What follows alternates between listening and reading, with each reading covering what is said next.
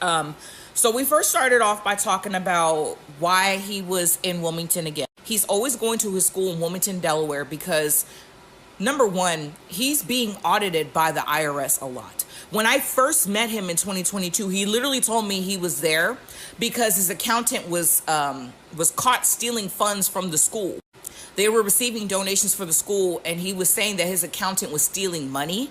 So he had to fire that accountant, and the IRS was asking for proof, like where the money went. So he started commuting from Philadelphia to Wilmington, Delaware frequently, just so he could be at the school in case anybody shows up and asks why the school's not done or where the kids are at or what's going on.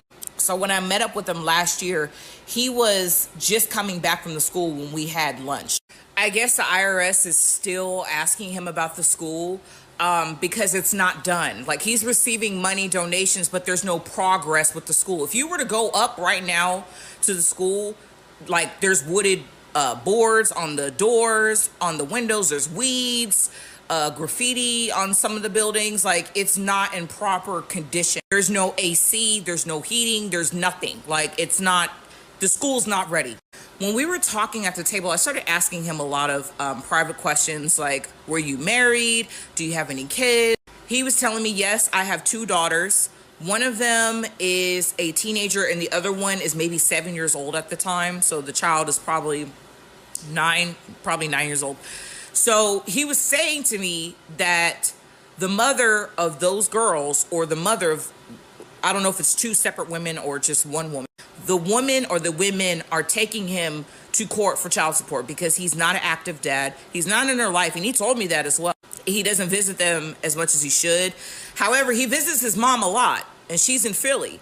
So I just was confused. I was like, how are you talking about being a pillar and how black men are so needed in families today, but you're not even an active dad? He was not an active father. He said it. He confirmed it. I can back this young lady up. He did say that he was not going to be there. And on top of that, he was saying that he would like to, in the future, every 2 weeks out of the month, go to Ghana.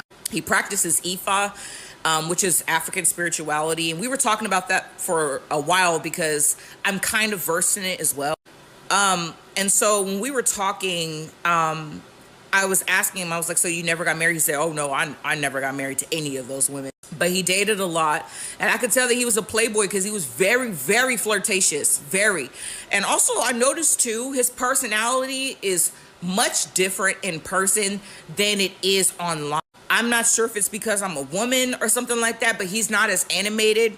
He seems more hyped up when he's like on a podcast or online, really engaging. He was not as engaging in person. And I felt like that was interesting. I was having to ask him questions. He didn't really ask me questions. It's almost like we had lunch just for me to ask him questions. And I didn't really like that because it was supposed to be a back and forth discussion. And so we were talking about a variety of topics. He is extremely flirtatious. And that was the last time I met up with him, and probably the last time, because it was very aggressive because I'm in a relationship.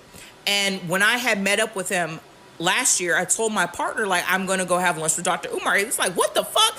So he was like, yeah, go have lunch and come back and let me know how it goes.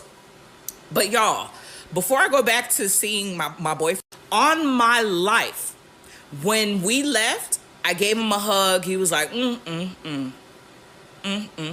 He said, the women got to have booty.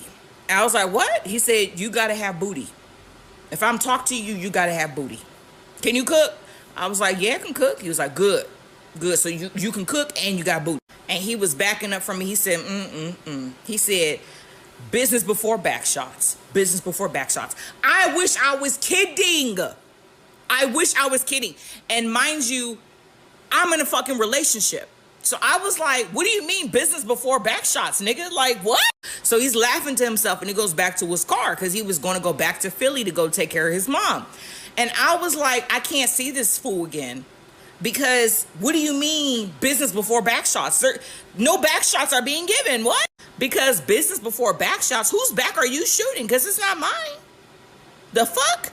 So extremely flirtatious. Very much so.